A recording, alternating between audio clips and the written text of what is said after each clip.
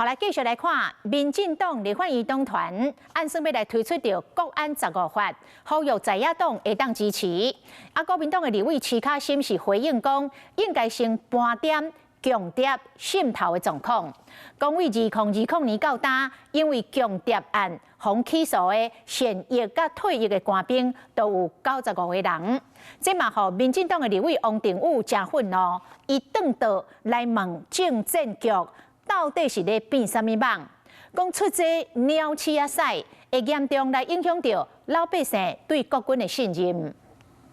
政治局在搞什么？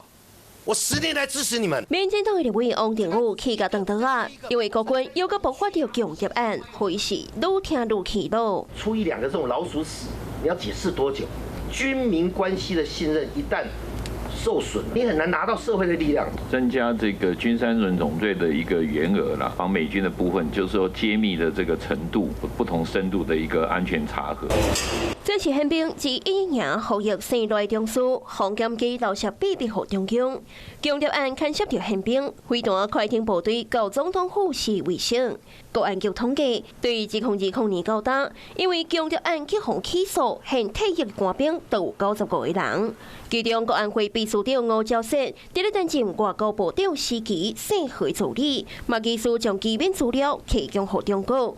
因某慢慢地宪兵自11年前起。那国防部本身，我们的这个有关这个安全查核是基本上是每3年1次。我相信我们也至今为止也没有国防部人员涉入这个案子。为着对源头遭到中共的渗透，民进党团也提出国安10法修法的提案，甚至有机会来到15法。更加进一步一支拿把伫国会主动行为，甘那立委去中国立馆都动319倍。